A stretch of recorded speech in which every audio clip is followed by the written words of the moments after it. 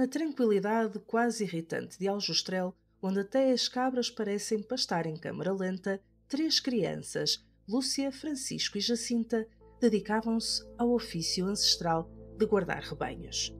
Um dia, em maio de 1917, entre uma bocejada e outra, lá aparece uma senhora toda ela cintilante, que brilhava mais do que a imaginação fértil de quem passou tempo demais sob o sol.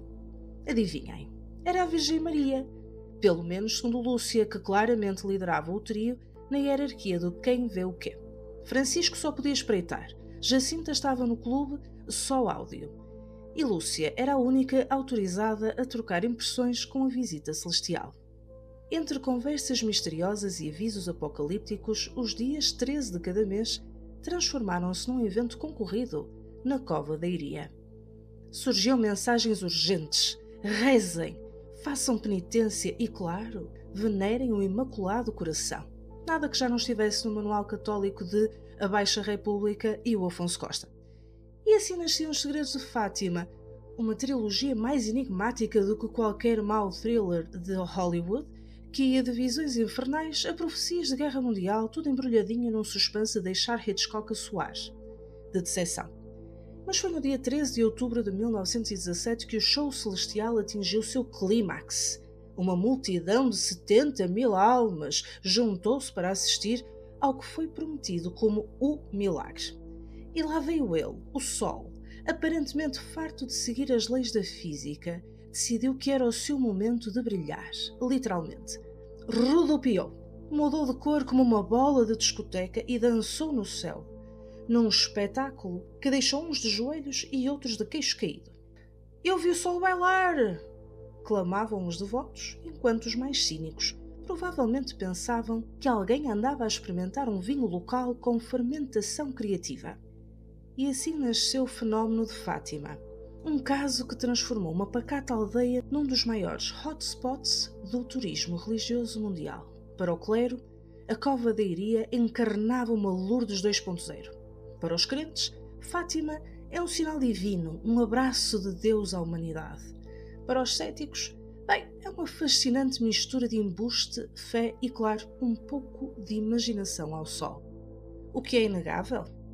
Que a Senhora de Fátima continua a atrair multidões, a vender terços, velas, bugigangas e, claro, a deixar um rastro de mistério que alimenta debates até hoje.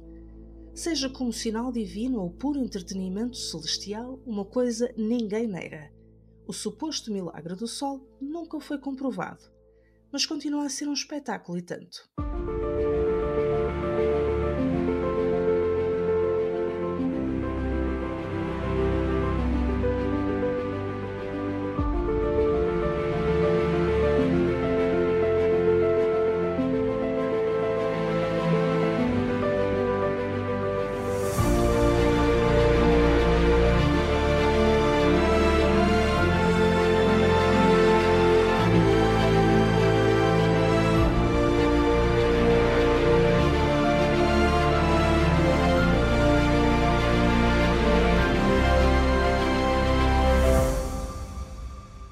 Atenção, vamos entrar no território da irreverência, por isso contém com linguagem direta e temas desafiantes. Este podcast tem um caráter meramente informativo e não deve ser considerado como aconselhamento profissional qualificado de qualquer tipo. As opiniões expressas neste podcast podem não ser as da anfitriã ou as da Associação Ateísta Portuguesa. Saudações, caros primatas pensantes, o meu nome é Eva Monteiro e com a Associação Ateísta Portuguesa trago-vos o podcast quinzenal Homo Sem Deus. Aqui desmontamos crenças com humor, exploramos as histórias pessoais de ateus e desafiamos tabus numa sociedade cada vez mais dividida pelas crenças religiosas.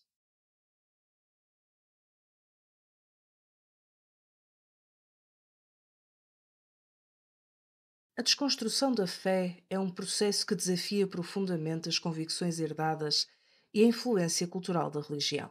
Muitas vezes é um percurso iniciado por perguntas simples, mas genuínas, que aos poucos desconstroem as bases de crenças enraizadas desde a infância. Em sociedades onde a religião é predominante, Essa jornada não é apenas individual, mas também social, afetando relacionamentos, escolhas profissionais e até mesmo a visão que se tem do mundo. No episódio de hoje, mergulhamos na história de João Sequeira, um dos nossos associados, cuja trajetória de vida reflete os desafios e as revelações de quem ousa questionar.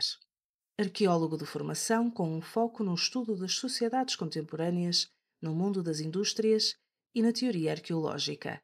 Encontra-se a terminar o doutoramento na Universidade do Minho, participa ativamente em congressos e atividades ligadas à arqueologia em Portugal, publicando com frequência. É fundador do Grupo de Arqueologia Contemporânea e gamer nas poucas horas vagas.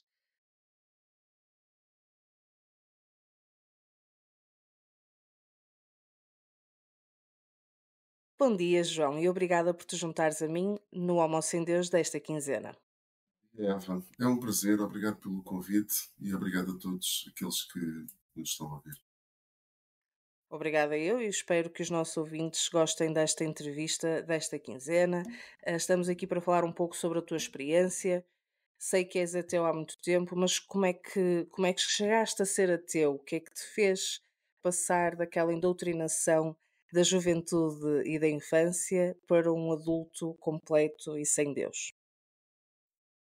Bom, como todos, é um processo, não é? Eu nasci nos anos 70, minha família era uma família conservadora da época e tive que, durante um tempo, durante os meus primeiros anos de vida, que eu me recordo, ia à missa com os meus pais, e todas essas coisas que uma pessoa tinha que passar, e não só, depois a própria sociedade completava esta endoutrinação a vários níveis. Mas, curiosamente, o meu pai sempre foi uma pessoa que não nos impediu de ir em busca de informação onde ela estivesse. E eu, a partir de uma certa altura, por causa de toda essa religiosidade que me envolvia, havia pessoas muito religiosas no nosso seio familiar e havia a presença também de pessoas do clero, por causa dos meus pais, era comum estarem por perto. Decidi começar a ler a Bíblia, muito novo, muito novo. Comecei por aquelas Bíblias para crianças e eu penso que a minha desconstrução começa a partir desse momento, se calhar como a grande maioria dos ateus que tiveram o início, como eu tive, não é? Foi a desconstruir as coisas, a olhar para textos que na nossa ingenuidade de, no meu caso, 12, 13 anos, começava a pensar, bom, mas há aqui coisas que não fazem lá muito sentido. Não fiz outra coisa senão 2 dias de catequese. Eu lembro-me que a catequista sentiu-se logo bastante incomodada com algumas perguntas que eu fiz e isso depois teve represálias da parte familiar. Mas esse processo foi avançando, não foi simples, porque nós não vivemos isolados numa ilha, depois encontramos pessoas que são mais conservadoras, outros que nos dão informações, levantam dúvidas. E esse processo, que eu me recordo, começou a ganhar mais robustez a partir talvez aí dos 16, 17. E é nessa altura que começo a ter discussões no seio familiar e é também nessa altura que eu me começo a perceber que já tinha capacidade de argumentação. E isto é terrível. Quando se começa a ter capacidade de argumentação é terrível. Quando temos um familiar que diz uma frase interessante e cheia de moral e diz isto está na Bíblia e eu depois dizia pois, mas isso não está na Bíblia, isso não está em lado nenhum, vamos lá confirmar e depois realmente não está. Situações desse género. Mas há uma figura que depois é muito.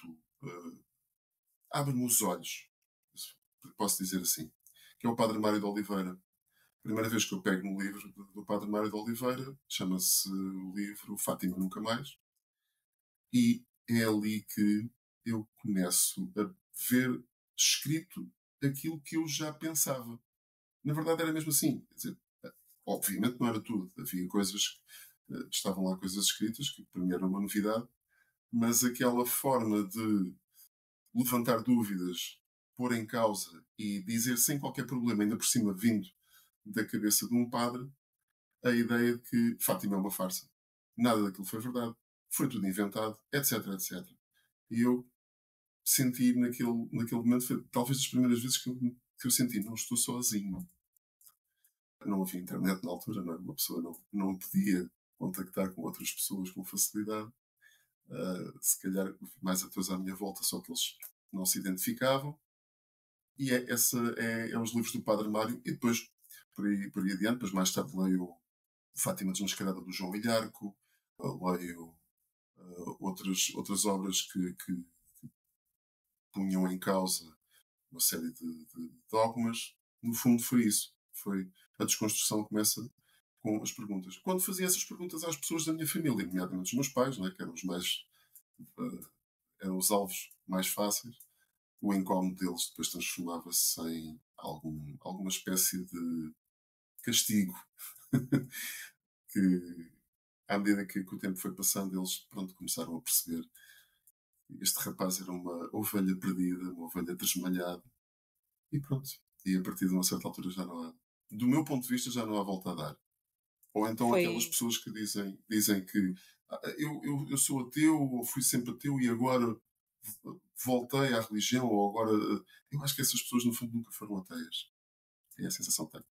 Então não tens a noção de ter sido um momento eureka, foi uma desconstrução ao longo de vários anos que depois culminou na conclusão de que nada daquilo podia ser real.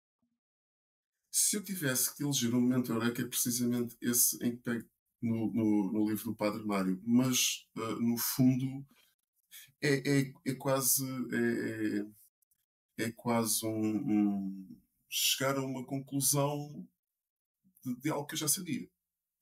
Porque há sempre avanços, há sempre retrocessos, porque conhecemos pessoas diferentes, conhecemos pessoas que têm um tipo de retórica com o qual nós, normalmente, nós estamos preparados quando estamos a seguir um encadeamento lógico das coisas. É depois difícil combater, quando não estamos preparados, aquelas perguntas retóricas, aquelas perguntas que já estão, elas, carregadas de intenção.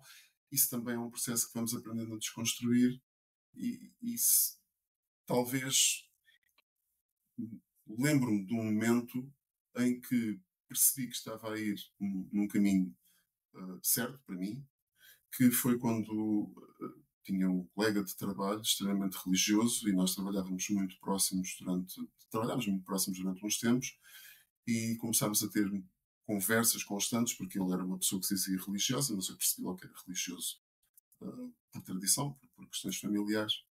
E sei que ainda hoje ele é tão ateu como eu por causa dessas conversas. Comecei a desconstruir com ele, nunca o ataquei, mas dizia-lhe, fazia-lhe perguntas. Então, e o que é que achas disto? E eu lembro-me de uma pergunta curiosa, quer dizer, não lembro da pergunta toda, mas lembro-me que houve uma pergunta que eu lhe fiz, que é aquele momento em que a pessoa fica sem resposta e tu percebes, já te coloquei aí a dúvida. A dúvida já está aí. E é agora, a partir desta dúvida, que tu é que vais fazer o teu percurso se quiseres.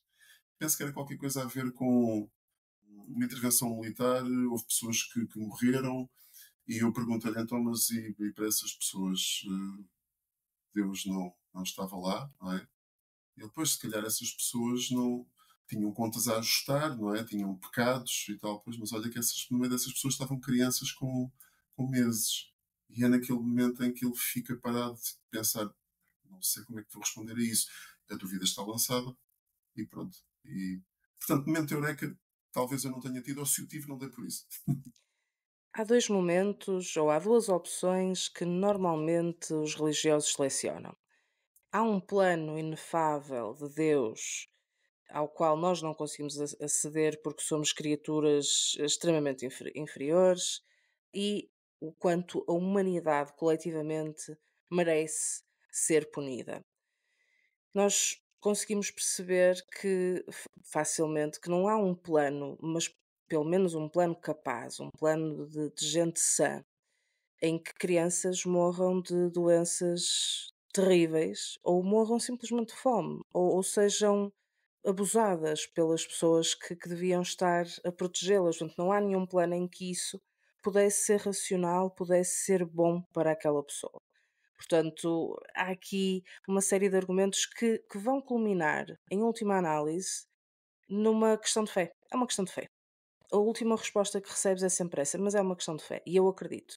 Porque é muito difícil libertar-se dessas amarras.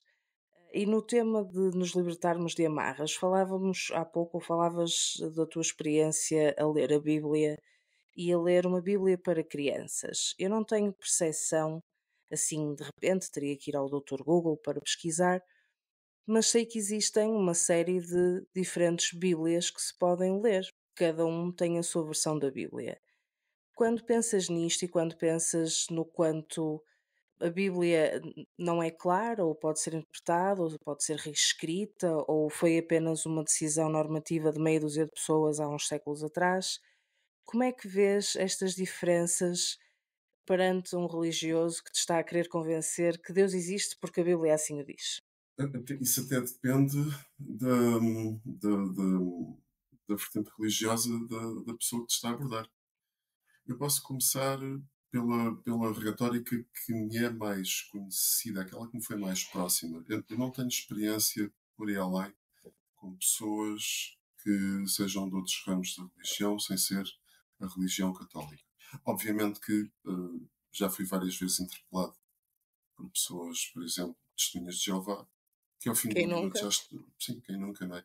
Mas ao fim de um minuto já estão arrependidos de me ter interpelado. O mais difícil, o mais difícil é mesmo pessoas para mim, atenção, na minha experiência, o mais difícil pessoas do clero católico. Primeiro que nada, porque a abordagem começa logo de uma forma em que eles se colocam num patamar superior. Não é? O padre quer ser tratado por senhor padre. Eu penso que só deixei de estar nessa inferioridade quando passei a tratar pelo nome. Em vez de se dirigir como senhor padre, tratar pelo nome próprio. Logo aí há uma forma de quebrar uma barreira que eles põem no diálogo. Essa barreira é, é quase como uma vénia que se faz logo ao início, parte-se logo do princípio que a pessoa é detentora de uma sabedoria à qual eu não tenho acesso. Passar essa barreira, e essa experiência comigo tem vários níveis. Tem aquele nível em que eu sou mais novo e que tenho que comer e calar, né? Tenho que ouvir porque o senhor padre é que sabe. E depois começa a ser mais complicado do senhor padre argumentar comigo quando eu já começo a ter muitas dúvidas. Eu já começo a ter muitas dúvidas e a argumentação já é difícil. Eu recordo-me de uma discussão que tive, e talvez tenha sido a discussão mais acesa, e possivelmente a última que tive com uma pessoa do clero, onde a pessoa em questão estava a tentar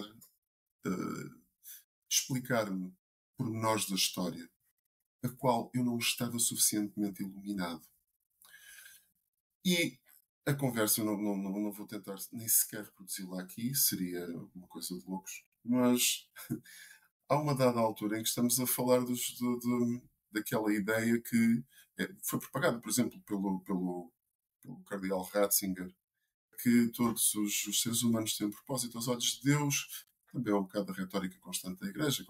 Isso é um dos chavões. Todos temos um propósito, todos nós temos um significado. Deus criou-nos por um motivo, todas essas coisas. Então, o que eu lhe perguntei, sim, eu gostaria de perceber qual é que é o motivo de uma divindade criar um tipo como Jeffrey Dahmer, ou um tipo como, sei lá, o Chikatilo, ou então outros mais conhecidos, como, por exemplo, um Hitler, um Stalin, um Mussolini. Ao que a pessoa me responde: Bom, caro João, tu não sabes se eles se arrependeram amargamente à hora da morte. Ora, esta resposta exatamente, quer dizer, não dá para uma pessoa ter outra reação senão aquela que, penso eu, aquela que eu tive, que foi: e o que é que isso se interessa? Portanto, não dá muito espaço. Agora, não fugindo à tua pergunta, eu acho que isto tem sempre a ver com os patamares que nós vamos avançando. Quando eu era miúdo e olhava para a Bíblia, olhava para aquilo quase como tinha acontecido mesmo.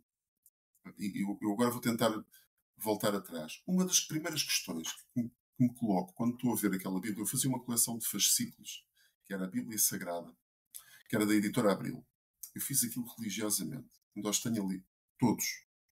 E uma das primeiras perguntas que me chega cada vez que saía, aquilo acho que era semanal ou quinzenal, cada vez que saía um fascículo, eu ia à livraria lá da rua e o senhor já tinha um fascículo guardado para mim, que eu levava para casa e lia aquilo avidamente.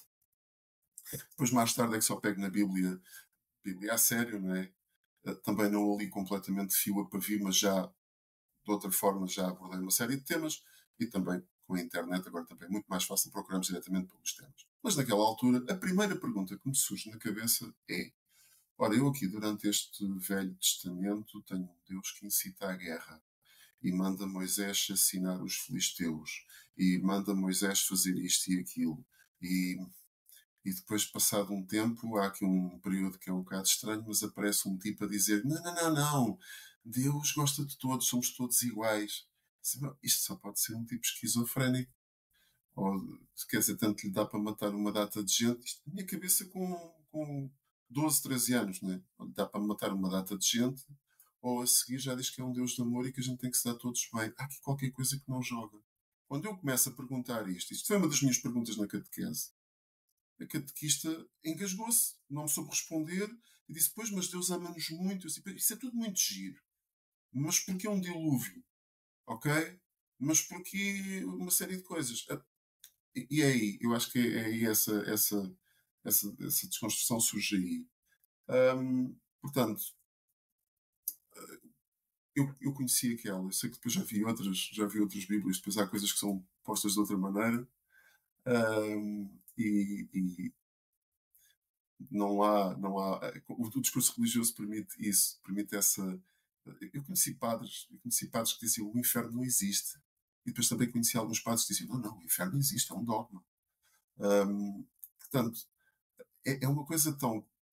Eu sempre gostei muito do termo contorcionista. É tão contorcionista que dá para tudo, para qualquer momento, não é? Para qualquer situação. Por isso é que é muito fácil quando uma pessoa acabou de perder um ente querido e está num funeral, está num velório, e chega alguém, né? Se chegar um tipo como eu sou dos sentimentos e vou-me embora. Mas se me perguntasse alguma coisa, eu diria: pá, isto é a vida é isto, todos nós, isto vai-nos acontecer, não podemos escapar. Este discurso é facilmente posto de lado com aquele discurso do: sabes, ele está no céu, olha, é aquela estrela que está a olhar por nós. E neste momento ele está feliz ao pé de Deus. Como é que se Está a combate olhar por isto? ti. E está a olhar por ti, exatamente. Quer dizer, como é que se combate? Não conseguimos combater isto assim diretamente. Tem que haver todo um processo e às vezes não é fácil. Por vezes as pessoas religiosas têm a seriedade, a moralidade de perguntar antes do funeral se a pessoa avisada, a pessoa que perdeu alguém, é ou não religiosa antes de começar a ladainha. Eu sei disso porque sou filha de um católico fervoroso. Eu diria fervoroso apenas para não dizer fundamentalista, porque não é violento e não anda aí a queimar pessoas e tal, mas é fervoroso e que por vezes liga a perguntar: olha, fulano vai ver o funeral, fulano é religioso, posso falar com ele? Porque se lhe disser que sim, a menos que lhe diga que a pessoa é ateia ou agnóstica, ele vai com a ladainha toda. Toda. Aliás, eu tenho a sensação que o meu pai frequenta os funerais de toda a gente lá da vizinhança só para poder ir lá fazer a ladainha de rezar pela alma, que é uma coisa que eu não entendo. Rezar pela alma porquê? Então, se foi a vontade de Deus, se Deus tem um plano inefável, vamos rezar para quê? É só para nos postrarmos, porque a decisão já foi tomada, a decisão já existe, o plano já lá está, não o vamos mudar. Ou achamos nós que o plano de Deus é assim tão mau que se nós rezarmos ele muda de ideias? Lá está, um gajo que tanto lhe dá para o genocídio como para o amor infinito, não é o que tu dizes? Mas nessa temática de conversar com padres e de conversar com pessoas um bocadinho mais evoluídas. E tu mencionaste uma coisa muito interessante, que é, uns dizem que o inferno existe e outros dizem que não. Normalmente porque é a interpretação que tu dás à palavra inferno, não é? O inferno é uma coisa física cheia de fogo e enxofre e demónios, ou é apenas o afastamento da alma porque não tolera estar perante a perfeição de Deus? Então, quanto mais eles são evoluídos, mais muda o discurso e mais interpretativo é o discurso. Já não é literal. E daí a minha próxima pergunta, porque é uma questão que eu me coloco a mim mesma muitas vezes. O clero católico, o mais evoluído, os bispos, os moços que são licenciados e mestrandos e doutorados e mestres em teologia, não serão eles tão ateus ou mais que tu? Espero bem que sim, porque estas pessoas, quando, do meu ponto de vista, quando estão em cargos superiores, eu tenho a certeza que têm acesso à informação, tenho a certeza que têm acesso a debates que semeiam dúvidas e quase de certeza que, se não são ateus, disfarçam bastante bem. Outras pessoas, dentro das hierarquias, e eu aqui não estou só a pensar em homens, estou a pensar também no lugar feminino, vivem dentro de bolhas, vivem dentro de redomas e chegam a alturas em que, possivelmente, coisas que nós questionamos, coisas que nós pomos em causa, coisas que nos são estranhas, eles já têm estas pessoas já têm a mente formatada para achar que, por um lado, não se questiona, por outro lado é normal. E eu, nesse aspecto, penso que Fátima é um bom exemplo. Aquilo que já foi dito, aquilo que já foi escrito, as coisas que uns veem, as coisas que outros. Desde que aquilo contribua tudo para o normal funcionamento, que é a afluência ao santuário e todos os anos, qualquer visão é aceita. Podemos ter pessoas do clero que dizem: bom, o inferno não existe, o inferno é um estado de afastamento, etc, etc. E depois há outros que, conforme o público a quem estão a dirigir, vão dizer que o inferno é real, que o inferno é físico, etc, etc. Toda essa narrativa cabe, toda essa narrativa serve. Daí eu ter falado há pouco do termo contorcionismo, porque é comum. Há uma situação engraçada durante as invasões francesas.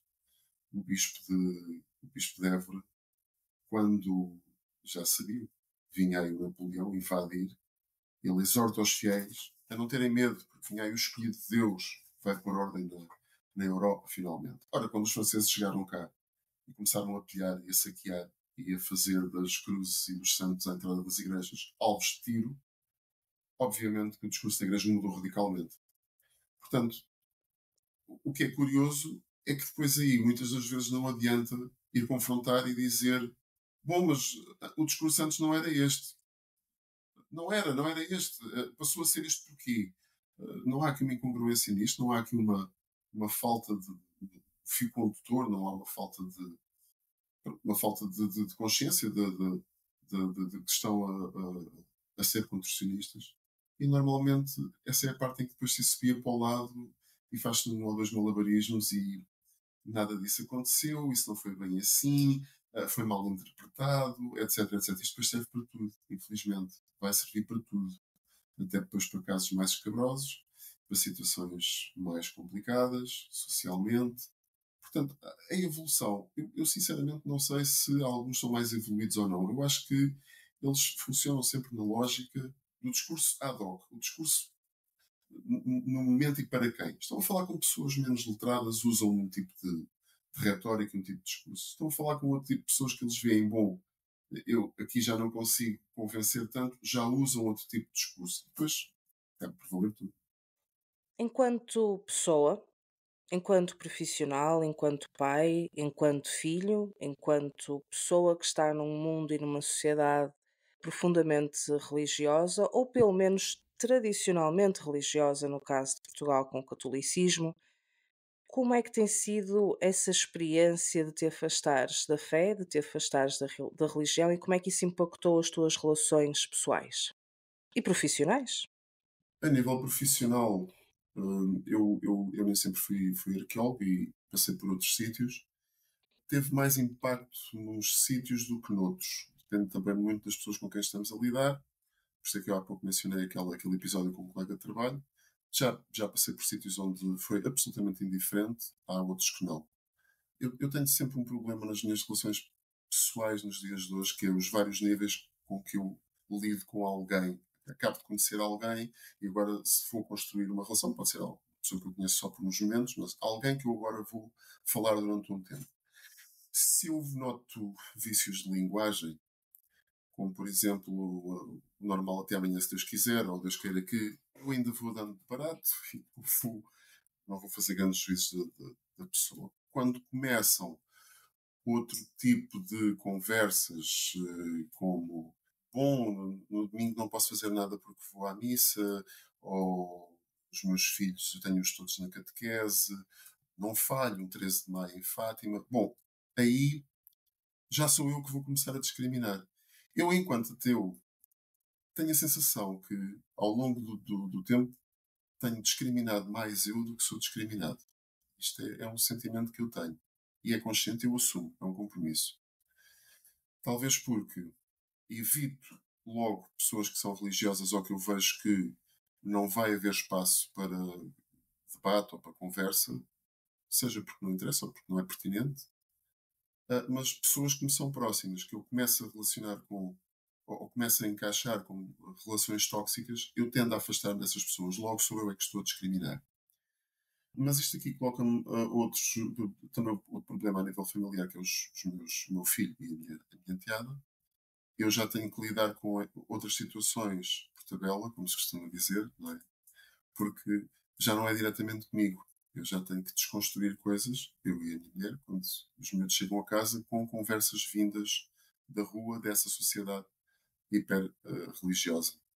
Um, uh, e é uma sociedade que não só sendo religiosa é impositiva. Há coisas que são quase uma imposição. Eu recordo-me perfeitamente da minha enteada chegar a casa e dizer que a professora a tinha castigado porque ela tinha feito o sinal dos cornos com os dedos. E nós perguntámos logo, mas ela não tem problemas nenhum em dizer graças a Deus, ou ela disse, não, até é normal ela dizer isso. Bom, Mas portanto, qual era o contexto dos cornos? Eu estou muito curiosa. ah, Fez os cornichos como um diabo ou... como, não foi como aquele deputado da Assembleia da República, não, fez com a mão mesmo, rock on mesmo, É exatamente como satânica. o Ronnie, sim, aquela coisa do mau olhado do Ronnie James Dio. Era uma brincadeira, a gente fazia isso cá em casa com muita frequência, aquela, olha, és do rock e fazíamos esse sinal, e ela uma vez fez isso na escola. E eu lembro-me que a educadora ficou muito chocada e disse que ela estava proibida de fazer aquilo. Depois tivemos uma conversa com a educadora e lembramos que o Estado é laico e que aquilo eram apenas 2 dedos e que nós podíamos sentir bastante ofendidos se ela ensinasse a ela a fazer o sinal da cruz. Ela compreendeu. E ainda bem. Lá está, pois é, estas pessoas, quando encontram alguém que lhes faz frente, a tendência é cobardarem-se, naturalmente.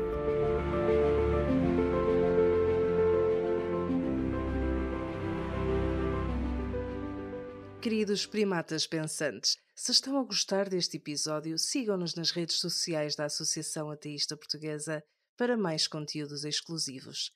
E para se manterem atualizados, visitem aateistaportuguesa.org e não se esqueçam de deixar uma avaliação de 5 estrelas na vossa plataforma de podcasts preferida. Ajudem-nos a chegar a mais ouvintes.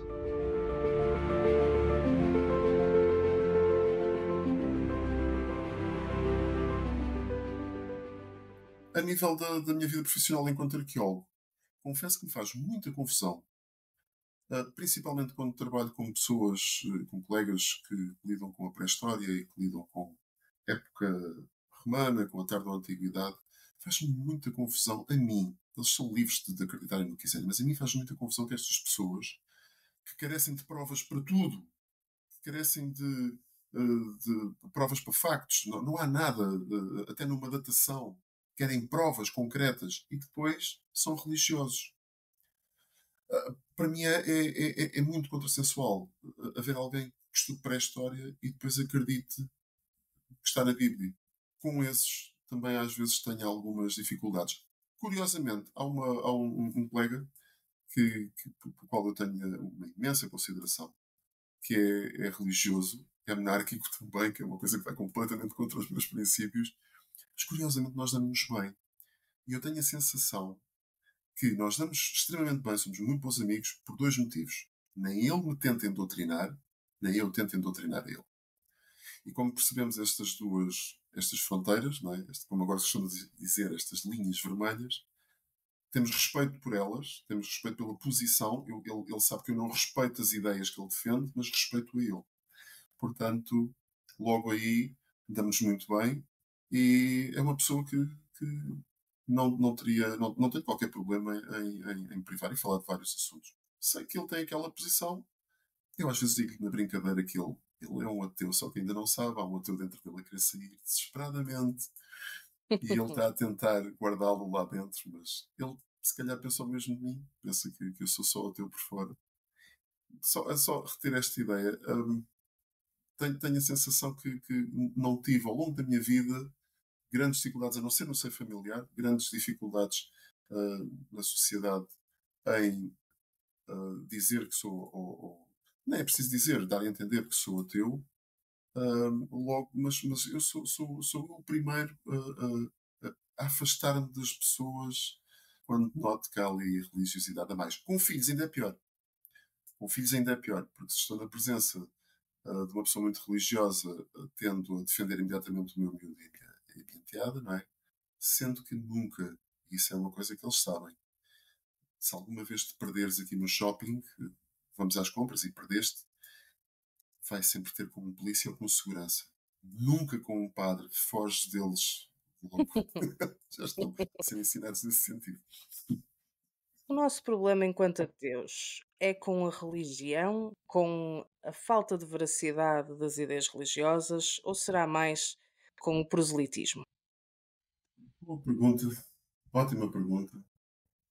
Eu acho que tenho um problema com um bocadinho de tudo. Tenho um problema com as pessoas, no geral, que não questionam as ideias. Lá está, porque também as pessoas não estão muitas vezes preparadas para questionar as ideias, não têm essa bagagem, não têm essa robustez mental para questionar as ideias.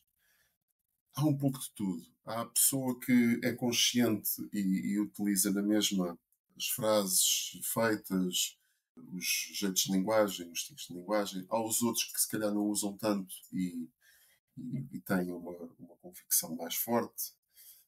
Eu penso sinceramente que é um pouco, para mim é um pouco de tudo.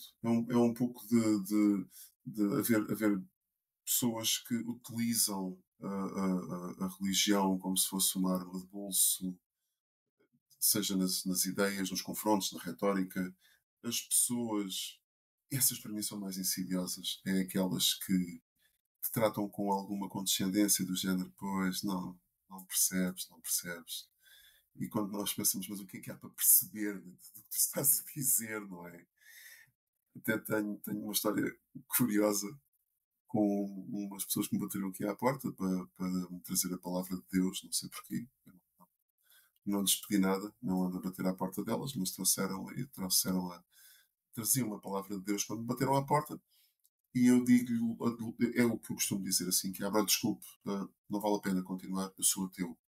E há a resposta de um que me deixou pensar, até o nível em que isto já vai, que é, bom, é ateu, mas deve ter um bocadinho de abertura mental, não tem? E eu pensei, a sério, eu acabo de levar na cara, pela cara, exatamente com a frase que eu estou à espera que seja eu a pronunciar. Portanto, não sei, acho que incomoda-me um bocadinho de tudo. Incomoda-me principalmente. Esse é o meu calcanhar daqueles. É da parte das pessoas que deviam, ou que pelo menos eles dizem que são os heraldos da moralidade, neste caso, seja padres, seja pastores, pessoas ligadas à religião, dizem ser heraldos da moralidade e depois fazem as coisas mais hediondas e têm a proteção da hierarquia, não é? No caso dos padres, têm a proteção da hierarquia para fazer o que querem e o que lhes apetece e depois são mudados de sítio. Afligem-me depois as pessoas que vêm em defesa deles dizer: bom, sabes, João, mas pedófilos sempre existiram ao longo da história da humanidade. Sim, certo. Também o cancro e a gente tenta sempre combater, não é? Os padres têm o perdão. Há sempre, aliás, os católicos, os cristãos, em uma grande maioria das religiões, particularmente as de matriz cristã têm sempre a questão do perdão. Tu cometes o pecado e és perdoado. Não és perdoado pela pessoa que tu feriste, és perdoado por Deus. E como tal, o padre que viola uma criança, o pastor que viola uma criança, e vamos ser muito claros, este fenómeno existe em todas as comunidades religiosas do mundo. A única diferença entre elas é algumas já vieram ao público, outras não, porque isto é uma questão de autoridade, de oportunidade. É uma questão da religião ser um foco para pessoas que já têm estas inclinações e para outras que as criam porque têm outros problemas de personalidade, etc. E problemas patológicos de saúde mental. Mas no caso dos cristãos, tu não és perdoado pela pessoa que feriste, és perdoado por Deus. E este perdão está garantido desde que te arrependas. Ora, tu podes estar constantemente a arrepender-te e és apenas humano e, portanto, vais cair novamente no pecado. Esta noção de pecado, se calhar, é das coisas mais difíceis de desconstruir perante as pessoas, não só o pecado, como o perdão do pecado. Como é que vais lidando com isso? Especialmente sendo pai, e não querendo certamente que esta ideia entre na cabeça das tuas crianças, como é que vais desconstruindo esta noção de pecado, de perdão divino, que desculpa tudo e que permite tudo e depois só tens de te arrepender? Essa do perdão lembra-me sempre aquele filme do silêncio. Eu não sei se viste, há um filme do Martin Scorsese que é O Silêncio, que fala dos padres jesuítas no Japão, e há uma personagem no filme que eu acho fantástica, que continua a denunciar os padres jesuítas às autoridades japonesas para serem presos e está sempre a pedir-lhes perdão. Ou seja, ele faz constantemente tropelias ao longo do filme, desde roubar, aquilo que eu me recordo, ele faz uma série de situações onde a seguir vem correr ao padre com um sorriso e diz: Padre, perdão. E pronto, está tudo bem. Isso tendo os meus miúdos, é algo que a gente vai sempre tentando passar a eles, é essa desconstrução do que é pecado. Há regras para vivermos em sociedade que são tácitas, partindo logo do princípio em que não devemos estar a fazer aos outros aquilo que não íamos gostar que nos fizessem a nós, como é óbvio. Portanto, eu não preciso da Bíblia como um guia moral para dizer que matar ou fazer alguma coisa é errado. Eu sei isso. Eu aprendi isso.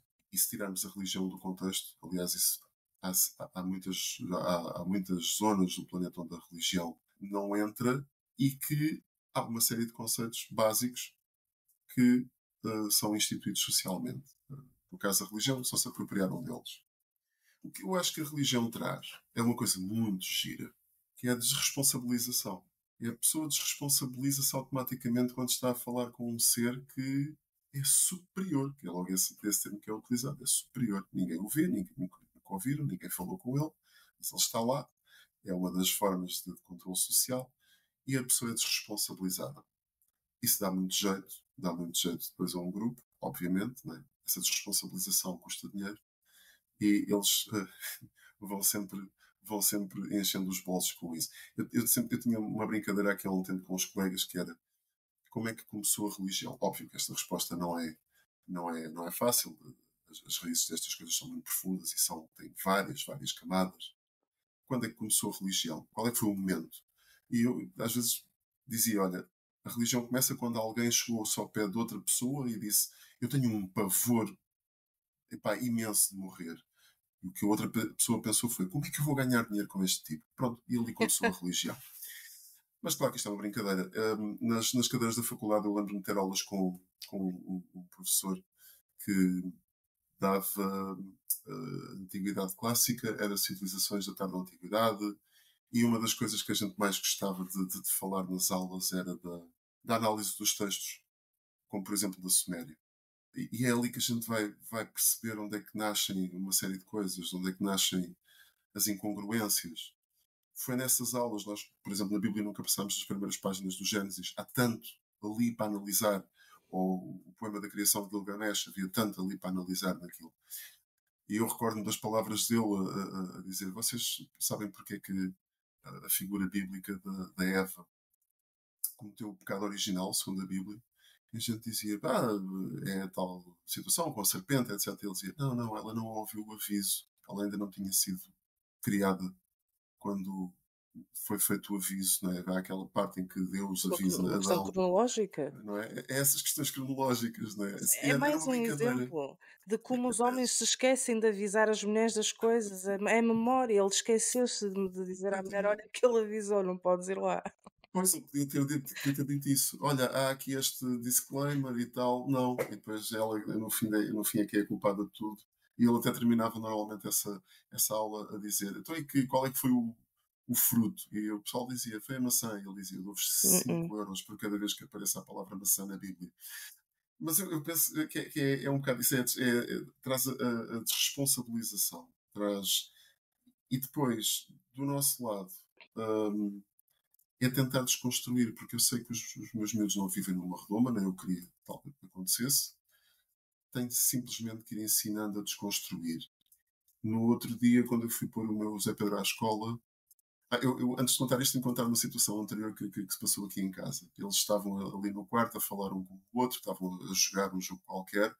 De vez em quando escapava uma asneira aqui ou lá. Nós não valorizamos. Mas há uma altura em que o mais novo diz: ai meu Deus, e a minha mulher diz: então, as neiras aqui não.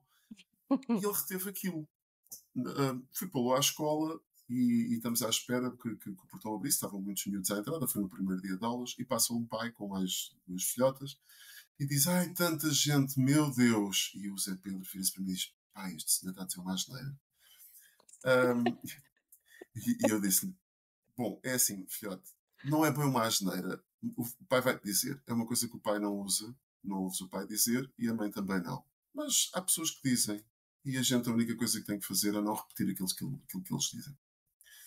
Portanto, é isto. A gente não podemos fechá-los numa redoma. Não queremos fazer exatamente aquilo que alguns colegas deles sofrem. Eles têm colegas que são das testemunhas de Jeová e de outras igrejas. Por exemplo, não festejam anos, não vão às saídas da escola, aos passeios. Eu lembro-me, a minha enteada tinha um colega de escola que não ria. Era proibido rir. Dá quase vontade de dizer à Segurança Social: epá, atenção com esta criança, não é? E ficamos aqui às vezes Se em calhar é zonas. caso disso. Se Pois, calhar é mas caso ficamos disso. aqui em zonas que fazemos, não fazemos. Qual é a resposta da Segurança Social? Nós, por tendência, denunciamos situações, mas às vezes também não sabemos o que é que está por trás, não sabemos se o miúdo inventou aquilo, também não queremos Bom, estar a mas criar o problemas aos miúdo que pais. inventa isso, algum motivo terá para Algum inventar uma motivo terá, situação óbvio. dessas, não é? E eu questiono muitas vezes, e é uma conversa que tenho repetidas vezes. Eu não tenho filhos, nem hei de ter, a menos que me dê assim uma loucura. Pronto, às vezes as pessoas mudam de ideias, mas não será necessariamente o meu caso, espero que não. Eu penso muitas vezes até que ponto é que a religião é um direito dos pais, portanto, os pais é que sabem como é que é de educar os filhos e, portanto, os pais são religiosos, os filhos são religiosos, ou se há pontos, há circunstâncias em que essa religião se torna abuso das crianças. E eu, pessoalmente, esta não é uma posição da Associação Ateísta Portuguesa, não creio que nós tenhamos uma posição oficial acerca disto, mas do ponto de vista pessoal, eu acho que sempre que tu dizes a uma criança que Deus está a ver, ou que a criança, se fizer isto, vai para o inferno, que Deus vai castigar.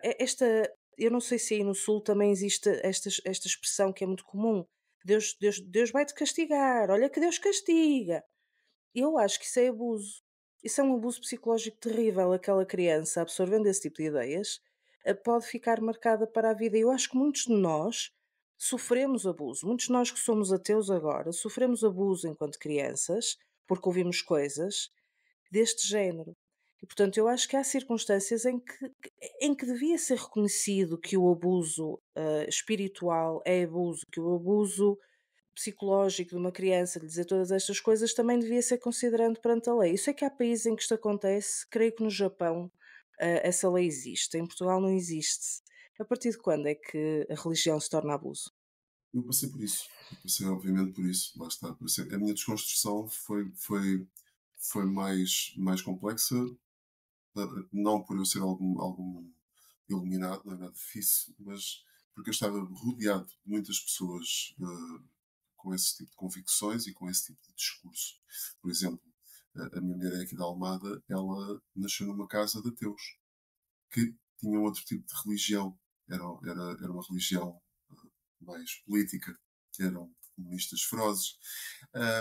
Mas e nós falamos muito disso, quer dizer, enquanto eu tinha outro tipo de advertências, como essas que acabaste de dizer, ela passava por outras situações completamente diferentes. E ela sempre achou muito interessante quando eu lhe contava estas situações de, exatamente como tu estás a dizer, olha que Deus está a ver, olha que Deus castiga-te, vês isto que aconteceu, foi castigo de Deus. E eu, agora, pensando em mim, acabo por agradecer um bocado isso, porque eu fiz essa desconstrução. Isso foi sempre um motivo, uma espécie de combustível, para eu procurar cada vez mais a resposta.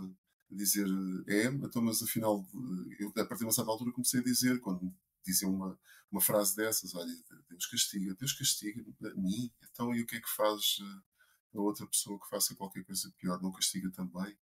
E depois começa-se a entrar naquela resposta de não, mas Deus é que sabe, Deus isto, não sei o quê. Ok, vamos começar a partir daí, vamos começar a desmontar. Enquanto miúdos, isso não é possível, nós não temos essa bagagem, comemos e calamos. E eu posso dizer, eu era uma criança que vivia aterrorizada. Eu ainda há um tempo tive um debate onde havia alguém que me dizia que, voltando a esse propósito do inferno, que não existia e tal. Isso é uma invenção. E eu recordo, mas olha que na história de Fátima a senhora que lá aparece mostra o inferno aos pastorinhos. Ou que me responderam logo, não aparece, não, então espera só um bocadinho. E pego no livro onde diz está, olha, está aqui. Olha, eu nem sequer conhecia isso. Como é que não conhecias? Então estás a falar tanto de volta da tua sabedoria e não sabias desta parte. Eu acho que essa cena da história de Fátima ilustra muito o terror psicológico que a religião tenta incutir, que é uma forma de doutrinação, esse terror psicológico. Se nós devíamos fazer, enquanto sociedade, alguma coisa, eu não tenho dúvida, devíamos começar, enquanto sociedade, a fazer alguma coisa. E eu acredito que é sempre com os miúdos também, tentar desconstruir, porque com eles é muito mais fácil uma série de desconstruções. Uma das conversas que eu tive há um tempo com o meu miúdo, ele viu uma figura de um anjo e disse-me, pá, isto é o quê? Eu disse, isso é a representação daquilo que chamam um anjo. E ele disse, um homem com asas. Eu disse, achas que é possível, Zé? Achas? E ele, não, caía logo, não é, pai? Caía porque não dá, quem voa são as aves. Ele, pois, isto não pode ser, pois não. Eu faço questão, quando passo com ele, faço a minha. Acaba por ser uma doutrinação também, não é? Quando passo por ele, há pessoas aqui em Almada com aqueles expositores da Sentinela, estão ali 2 ou 3 pessoas, e eu passo com ele e faço questão de dizer e apontar para lá: estás a ver aquilo, Zé Pedro? Aquilo é tudo mentira. Tudo o que ali está é mentira. É mentira, não é, pai? Tudo treta. Pronto. Também acabo por fazer essa desconstrução. A diferença Claro que entre aquilo que tu fazes aos teus filhos e dizes: "Olha, estás a ver aquilo é mentira", e aquilo que o pai religioso faz de o tentar, incitar a acreditar em mentiras, é que quando o Zé Pedro crescer, ele consegue verificar que é mentira e não se vai isso. desiludir. Por isso é que eu não concordo que digas que é uma indoutrinação. Isso é educação. Dizer-lhe Ok. mentiras e estar à espera que ele acredite, isso sim é doutrinação. Aquilo que tu fazes, ele não tem que desconstruir. Ou espero bem que nunca, que nunca venha a Sim, fazê-lo e desfaça esse trabalho, não é? eu uso a palavra doutrinação, mas teremos que pensar, não é? Teria que haver aqui pensar se há doutrinação boa e doutrinação má. Mas eu uso a palavra doutrinação porque, ao fim e ao cabo, como ele ainda não tem capacidade, não tem robustez mental, e eu sou o responsável pela educação dele, eu vou tentar dar-lhe essa abertura, não fechá-lo num beco sem saída, como fizeram a mim, e dizer-lhe, olha, isto é mentira. Se algum dia ele perguntar alguma coisa, vai haver espaço para termos. Eu vou sempre dizer, olha, foi uma escolha minha, fui eu que ensinei assim porque foi uma escolha minha, porque em última análise sou eu o responsável, e a mãe, não é? Pela educação dele. Agora, uh, dou-lhe este espaço de forma a que ele. E onde é que eu noto que eles depois têm mais à vontade? São miúdos que não têm medo do escuro. São miúdos que não têm medo de estar a ver ao meu lado um filme de terror. Porque eu digo, olha, isto é tudo mentira, não é? Olha, isto é um boneco, aquilo é tinta. No meu tempo não era assim. Era tudo visto com. Tudo era superstição. Uns talheres cruzados em cima da mesa era o suficiente para alguém mandar um grito e benzer-se, coisas dessas. nós não deixamos que eles tenham esta educação de pavor, não é? Não é educação, esta endoutrinação, aí sim concordo com a palavra mesmo, endoutrinação de pavor. E eles, obviamente, nem um nem outro são batizados, e fiz questão, já agora vou contar também esta, porque eu acho que é engraçada, fiz questão de me desbatizar, fiz o meu processo de apostasia, Apostasia, sim? Sim, apostasia, sim. exatamente, o meu processo de apostasia. Quando o fiz, na realidade, eu acho que quem é ateu e que não quer fazer parte desta organização, diz, olha, não tem nada a ver com isto, não quer fazer parte do, das listas do que o Vaticano depois orgulhosamente ostenta, dizer que tem X católicos, etc. Quer tirar daí o meu nome. Mandei uma carta para a Diocese, levaram tempo a responder, mas responderam, disseram que sim, que iam tirar o meu nome, mas eu invoquei o direito canónico, o direito à apostasia, e quis uma cópia do meu registro de batismo com um averbamento a dizer requereu a apostasia para eu poder ter. Sei de algumas pessoas que tentaram fazer e que uns disseram-nos que não, outros advertiram-nos logo que isso era indiferente a preços que lhes disseram que é indiferente. Eu digo, pá, até pode ser indiferente para montes de pessoas, o que interessa é o que importa para ti. Para mim, fiz questão de o fazer. Quando isso aconteceu, transmiti, o meu Zé Pedro era muito pequenino quando isso foi feito, mas a minha enteada já era mais crescida. Eu disse, olha Rita, agora o João é apóstata. E ela disse, és a próstata, João. E eu disse, exato, Também. eu sou a próstata. E pronto, isso passou a ser uma piada cá de casa. Entre outros órgãos, também és a próstata. É verdade. Olha, eu sei que és arqueólogo, tens uma profissão muito interessante. Gostava muito de entrar até nesse tema, mas neste podcast não será possível, até porque já temos pouco tempo. Mas, como arqueólogo, eu sei que te fazem muitas perguntas sobre o passado. E nesse sentido, a minha última pergunta desta entrevista, e que normalmente é uma pergunta surpresa para os nossos convidados, vai se referir ao futuro. Se tu pudesses ir ao futuro e ver a forma como a religião evoluiu ao longo dos séculos, vamos lhe dar meia dúzia de séculos, o que é que tu esperarias ou esperas encontrar nessa viagem ao futuro? Hoje, em vez da tua viagem normal ao passado. Eu sou bastante. Eu tenho bastante esperança nas gerações mais novas. Eu não encaro a tecnologia como uma coisa necessariamente má. Lembro-me sempre das palavras de Humberto Eco, que a internet é ótima para as pessoas inteligentes e um perigo para os idiotas. Mas é essa parte, depois que me lembra que eu também sou um bocadinho cético. Acho que nos próximos tempos, vai haver uma espécie de contra-reforma. A polarização da sociedade é cada vez maior.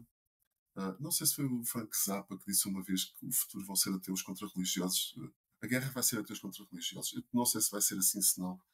Mas todos os impérios têm um auge, todos os impérios têm uma queda. O império aqui na Europa, que tem sido a religião católica, baseou-se muito no facto que deixou de ter fronteiras físicas, passou a ser sempre do domínio do pensamento, e por isso é que se perpetuou durante tantos séculos e vai perpetuar. O inimigo destas ideias, destas ideologias, do meu ponto de vista, e posso estar redondamente enganado, é mesmo o fact-checking. Porque uma pessoa que me peça, se entrarmos naquela brincadeira de dizer, bom, Jesus casou-se e teve filhos com Maria Madalena. E se um religioso me perguntar, não tens provas disso? Eu acho que a piada se faz a si própria, não é? Portanto, eu acho que é o fact-checking é que vai começar, a pouco e pouco, a ser cada vez mais insidioso, no bom sentido, a largar sementes de dúvida e a pôr as pessoas perante o questionar de coisas idiotas, como três crianças no meio da cova da Iria, aparece uma imagem divina que podia ter só andado um bocadinho para o lado e aparecia no Vaticano. Não, apareceu ali onde ninguém vê. Isso é que eu penso que no futuro vai começar a ser cada vez mais notório. Cada vez há mais ateus. Eu não sei o que é que depois a própria religião, num sentido de contra-reforma, se vai transformar, se vai adaptar, ou se vai começar a ter outro tipo de estratégia. Estou só a pensar na religião católica, porque nem sequer vou passar para o Islão nem nada disso, porque acho que isso é outro domínio completamente diferente. Eu tenho a teoria que o Islão acabava quando acabasse de haver poços. Acabavam os poços de petróleo e acabava logo ali o Islão também. Mas isso é uma reflexão pessoal. Agora, eu tenho fé nas gerações mais novas. Eu penso que é por eles e com a educação deles que nós conseguimos, a pouco e pouco, mudar as coisas. E dou um exemplo muito breve, para ser rápido. É como as corridas de touros. As corridas de touros só vão acabar, do meu ponto de vista, no dia em que forem tratadas da forma deixem aquilo morrer. E o deixar morrer a educarmos os nossos filhos, a dizer aquilo é errado. Aquilo é errado. Porque tal como um religioso, e sabes disso tão bem como eu, não é chegar ao pé do religioso e dizer-lhe, olha, tu és estúpido por ser religioso, que ele vai deixar de ser religioso. Tal como eu não chego ao pé de uma pessoa que gosta de corridas de touros, por exemplo, e digo, olha, aquilo é uma barbárie autêntica. A pessoa vai continuar a gostar e vai continuar a incitar os outros. A chave é sempre os mais novos.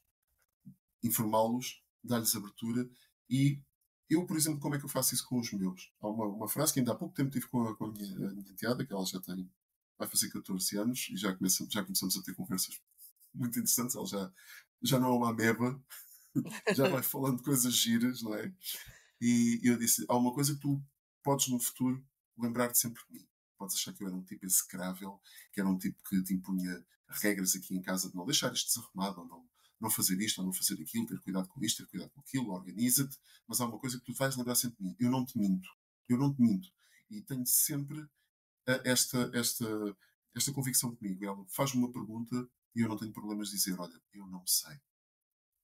Eu pura e simplesmente não sei. Mas vou procurar para tentar responder à pergunta. Não vou inventar aquilo que me inventaram a mim de isso era uma vez. Pois eram histórias que começavam, mas era sem o era uma vez. Se calhar a humanidade já passou um bocadinho essa infância. Já entramos numa fase, tal como a tua Rita, já entramos numa fase em que já podemos pensar um bocadinho além do mito, um bocadinho além daquele Depende embrião. do sítio. Depende do sítio onde Sim, estás. Mas sim, nós estamos sempre inseridos numa cultura, e neste caso é a cultura portuguesa, é uma cultura europeia, é uma cultura que se baseia em circunstâncias económicas que permitem que a pessoa pense. Eu tinha um professor na faculdade que dizia sempre, e já agora digo, era o professor Graça, era extraordinário, o homem é fabuloso, acho que já está reformado, espero que sim, que ele merecia descanso, e ele dizia sempre: a filosofia é filha da abundância, mas é neta da fome. De estômago vazio, ninguém faz filosofia, ninguém pensa, ninguém quer saber de onde é que vieram os raios e os coriscos. E no fundo, nós estamos aqui em Portugal numa posição privilegiada para pensarmos nestas questões, e por isso agradeço-te por teres pensado nestas questões comigo hoje e espero poder ter-te cá mais vezes para fazermos outro tipo de entrevistas, quem sabe abordar um pouco mais o Islão, abordar outros temas que hoje não nos foi possível. Por isso, obrigada, João, e até à próxima. obrigado, eu, Eva. Até à próxima. Obrigado a todos.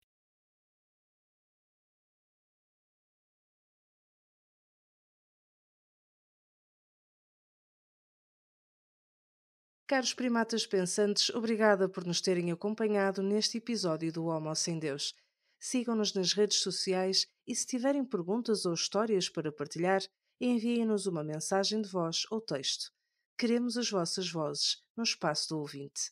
Juntos, vamos continuar a desafiar o pensamento mágico e a instigar o pensamento crítico. Estaremos de volta daqui a 2 semanas com mais entrevistas intrigantes, notícias do mundo religioso e muito mais para os nossos queridos primatas pensantes. Até lá, continuem a questionar, a duvidar e a explorar as vastas fronteiras do pensamento crítico. O meu nome é Eva Monteiro e eu escolho ser Homo sapiens sem Deus.